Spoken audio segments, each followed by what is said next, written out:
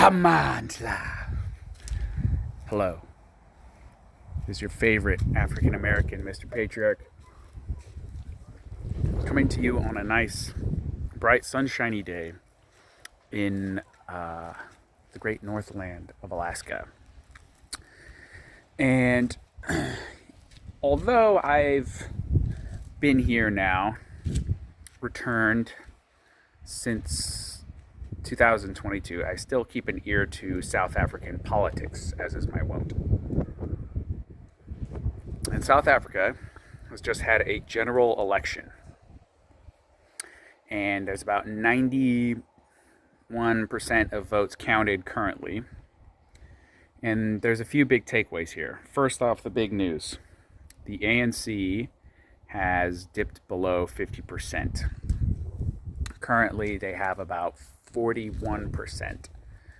And the Democratic Alliance, the Liberal Party, has basically more or less maintained the same since last time. I think they've gained 1 or 2%. And they are now half the size of the ANC. I think they're about 22%. The economic freedom fighters, so for those of you on Twitter, that's the Shoot the Boer party. They have basically not grown at all. They're hovering still around 9-10%, I believe. And what this means is that South Africa is heading for coalition government, I think basically for the first time ever, which is going to be interesting to see. The other thing, as far as election results go, is that it shows South Africa is fracturing more and more politically along ethnic lines. So, for example, in the Western Cape province, the DA has held on to control and is basically not lost any ground really, but making up around 9% of the electorate now is a party called Patriotic Alliance, which is basically I guess you could define them as a colored interest group with sort of centrist kind of, social democratic policies, but sort of more populist and keen on cracking down on crime, illegal immigration, things that are of particular concern to the colored constituency. They've also done quite well in the Northern Cape, which also has a very high colored population as well. The ANC has also lost control of KwaZulu-Natal. That's where all the Zulus are, for those of you in Missouri. And they've lost in a spectacular way to a new party founded by former president of South Africa and Zulu, Jacob Zuma. Jacob Zuma's party is called MK, which I think stands for Mkondo Wesizwe, or something like that, which is a name they ripped off from the paramilitary wing of the ANC back in the day. And funnily enough, the ANC are suing him over the name choice. But that doesn't really matter. And Jacob Zuma, himself being a convict, and I believe in the middle of serving a house arrest or something, is still heading the party, but he cannot be himself a parliamentarian, run for office, according to the law. Now, Mkondo Wesizwe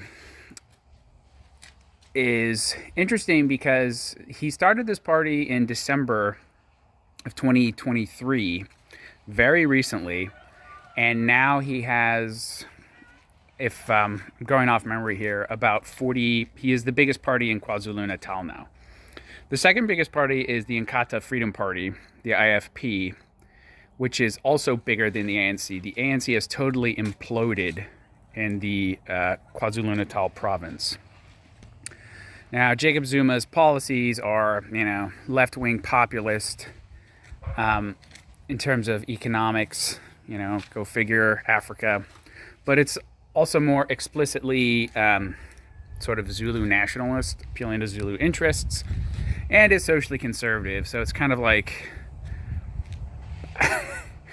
for lack of a better term, like blue Toryism. Blue labor sort of platform in South Africa. Now, of course, Jacob Zulu doesn't really have much of an ideology, I would say, aside from, graft, corruption, but also his support in KwaZulu-Natal is real, largely because he's just Zulu, but also during his time in the ANC, he did set up a lot of patronage networks in KwaZulu-Natal itself, and I believe passed laws that granted more power and authority to traditional tribal leaders in KwaZulu-Natal. So there is some degree of patron-client relationship between Zuma and a lot of the denizens of KwaZulu-Natal, which he fostered during his time as president of South Africa. So you have, and I believe, and also the Freedom Front Plus, which is kind of an Afrikaner party, is kind of more or less maintained, I believe. Very minor party, but so on and so forth. So what we're seeing is that the kind of the big tent ideology parties are, with kind of sort of exception to the DA, have kind of, they're losing gas. I believe the ANC has also lost their majority in Gauteng. But Gauteng is a lot more messy. There's no clear dominant party as well. So long story short, the DA has a clear majority in the Western Cape, which they've maintained from last time. And the ANC ran the rest of the country, but now not only have they failed to regain the Western Cape, which I think they probably wrote off, to be honest, but they've lost KwaZulu-Natal, which I believe is the second or third most populous province after Gauteng. And it looks like they don't have a majority in Gauteng either, which is where Johannesburg is, for, the proverbial guy from Missouri. Sorry. But, it's interesting times. So they're going to have a messy coalition government in the most populated province, partially because there's no clear ethnic majority there. And they have failed to gain any foothold in the Western Cape. In fact, their vote share has decreased even more since last time. And they've been totally obliterated in one election cycle in KwaZulu-Natal. So now the ANC is no longer the Black Party. What the ANC is a party of predominantly Xhosas and other black ethnicities further to the north who lack on their own significant numbers or see the benefit of starting their own thing when they can just sort of use the ANC as their own sort of ethnic vehicle. Meanwhile, the Zulus have broken away, and through a combination of Mkondo Wesizwe and the Inkatha Freedom Party, which is formerly headed up by Buthelezi, they have well over the numbers they need to form a coalition government without the ANC involved at all. So basically, they can entirely lock the ANC out of power in KwaZulu-Natal if they so choose. So it's interesting times for South Africa. Now, the big question as far as the national level goes is who is the ANC going to try and form a coalition government with? Now, Mkondo Wesizwe MK is kind of the black horse party here, because nobody, or at least I didn't, a lot of people, I think, didn't expect them to form a party or do so well as they have in so short a time. So the ANC government is now left with a choice where they need at least another about 9% support or so. Where are they going to get that from? They could potentially form a coalition government with the economic freedom fighters, so the shoot the board types, who are basically a revolutionary cadre of black nationalists with Leninist economics, at least on paper. They might be able to form a race within party with them, majority party with them, depending on sort of how the remaining votes are counted. But I think it's possible that they will maybe not want to do that, just because there's a possibility that the EFF, being kind of the, having proven themselves the disciplined operators that they are, might actually try to take over the party from the inside. And might represent too much of a change for the ANC to want to stomach a coalition with them, possibly. It also shows that there's a hard cap on sort of, I think, among the electorate at least, of Pan-African black nationalism of the kind that you see sold by the EFF. And to a certain extent also the ANC. And I think the shifting away of the Zulus has basically proven that. The future of, I think, Marxist style, race communism of the kind, envisioned by certain black ideologues. I think this election, to a certain extent, is repudiation of that, because tribal resentment, ethnic interest, and affiliation has cracked, I guess, the ANC power block. Now, you could say that the DA is, offering sort of a open-minded, liberal idea, but basically the people who vote for that are, it's a party of minorities, basically. So it's a coalition party of predominantly coloreds and liberal white South Africans. And some illiberal white South Africans, certain board types who see their interest as being better served if the DA wins. And then who forego voting for a party like the Freedom Front Plus, the sort of Afrikaner interest group party. So, it's going to be interesting to see. On the one hand, it's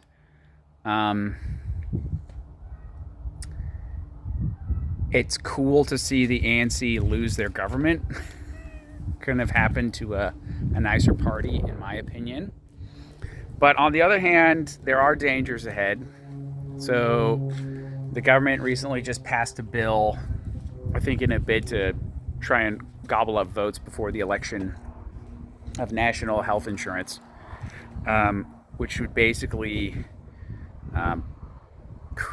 create a single-payer healthcare system in South Africa. Whether or not the money actually exists to see that effectively gone through, or if the coalition government will be able to stick to it, I have my doubts. I'm not so sure, but we will see.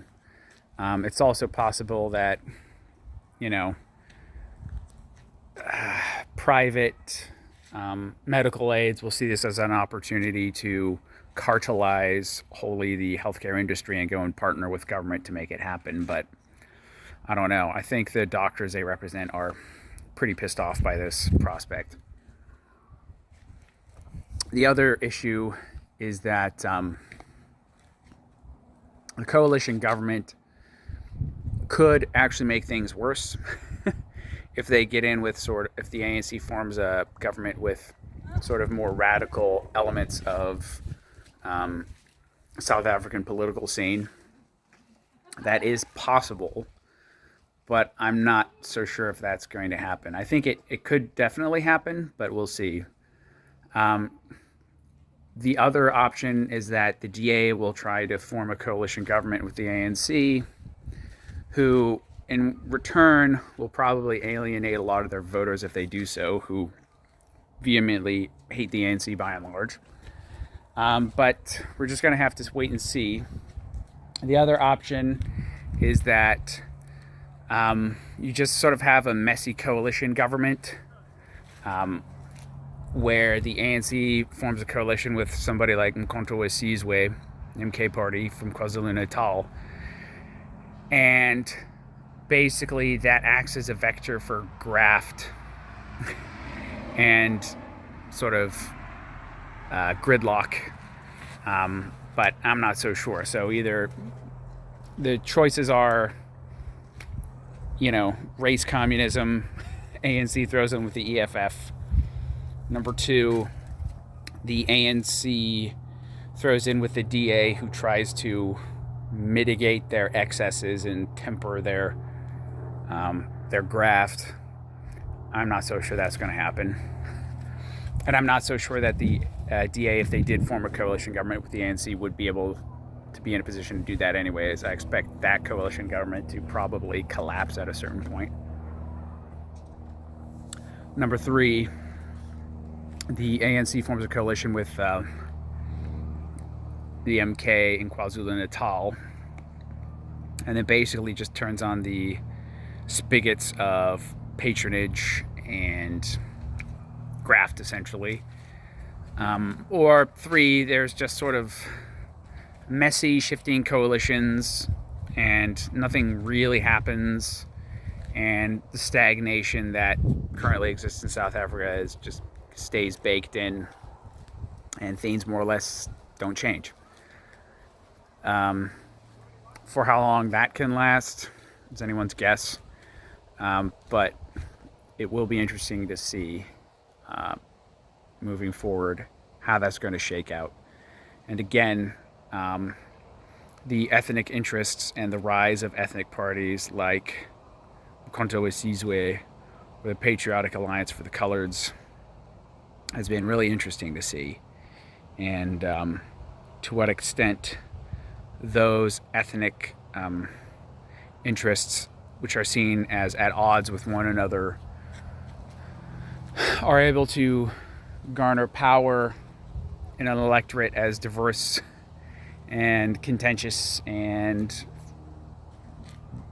at odds with South Africa, I think, is anyone's guess. So that's it. Goodbye, ANC. Well, not goodbye in the sense goodbye from government, but goodbye from being able to call all the shots politically in South Africa. So that's it. That's sort of my take on the elections in South Africa and sort of where things stand politically. Personally, I think that you're basically most likely going to get more of the same, because any government which forms is probably going to have to it's going to have to deal with the ANC as the senior partner, and I just don't see things getting a whole lot better. They could get worse, but I expect more or less things to just kind of peter along the same. Any efforts to sort of reform things too much in a more positive way will probably be stymied by the ANC. But yeah, I just don't see much change happening, to be honest. Yeah, I think things will basically stay the same.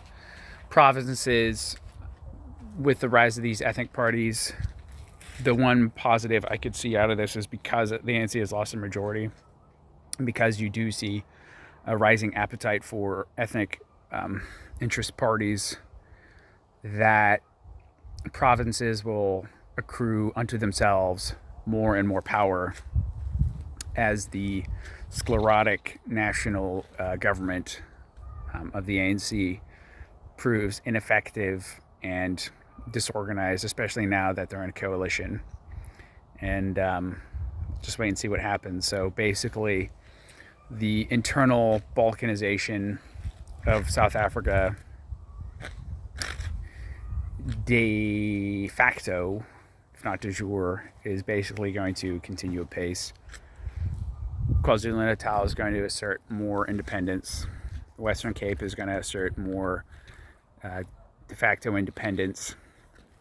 Gauteng is going to be, still Gauteng, but more fractious and sort of a symptomatic of the strength of diversity in South Africa at large.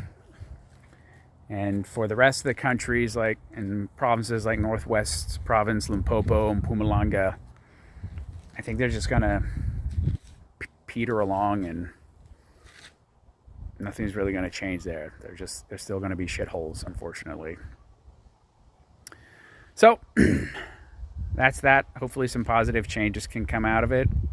I hope so for my friends and family who still live there. That at least on the provincial level, well, hope at the national level, the national government will basically be nullified by infighting among coalition partners. And provincially, provinces, specifically the Western Cape, will be able to hopefully get on with things and do things in the best interest of the people who live there, and hopefully set up roadblocks to,